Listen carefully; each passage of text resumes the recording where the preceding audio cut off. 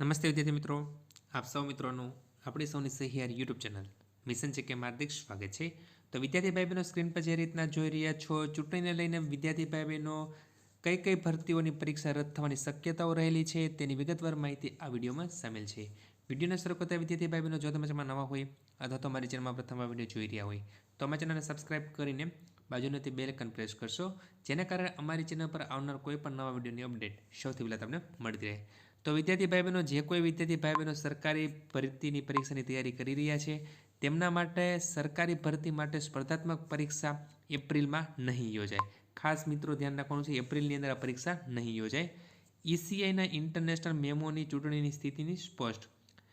ભારતમાં ચૂંટણી commissioner ECI દેશની તમામ રાજ્ય સરકારમાં 16મી એપ્રિલ સુધીમાં તમામ પ્રકારના આયોજન પૂર્ણ કરવા એક આંતરિક નોંધ પાઠવી છે, જેના કારણે આગામી લોકસભાની ચૂંટણી જે છે એ સંભવિત સ્થિતિ આસ્તે સ્પષ્ટ થઈ રહી છે।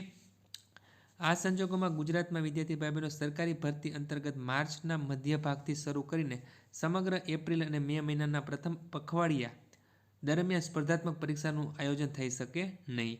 ગુજરાત ગૌણ સેવા પસંદગી મંડળે તાજેતરમાં વર્ગ 3ની 20 વિવિધ જગ્યાઓ માટે 4304 જગ્યાઓ માટે ભરતી જાહેર કરી છે। તદુપરાંત પોલીસ ભરતી બોર્ડ દ્વારા પણ નવી ભરતીની જાહેરાત આવી રહી છે। આ બંને મોટી ભરતી ઉપરાંત ગુજરાત જાહેર સેવા આયોગ જીપીએસસી એટલે કે તે જાહેર આયોગ એટલે કે જીપીએસસી પણ ભરતી પ્રક્રિયાનું વિવિધ તબક્કે પરીક્ષાનું આયોજન થઈ રહ્યું છે।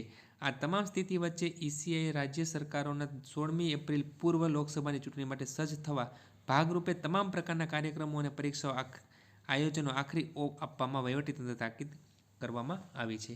તો વિદ્યાર્થી ભાઈ બહેનો એંધાણ મળી રહ્યા છે કે ચૂંટણી વિદ્યાર્થી ભાઈ બહેનો આવી રહી છે, તો એપ્રિલ માસની અંદર કોઈ પણ પ્રકારની પરીક્ષા લેવામાં આવશે નહીં। તો આ એક વિદ્યાર્થી ભાઈ બહેનો મહત્વની અપડેટ હતી। જો વિદ્યાર્થી ભાઈ બહેનો તમને વિડીયો પસંદ હોય લાઈક કરજો અને તમારા મિત્રોમાં આ વિડીયો શેર કરજો। ધન્યવાદ।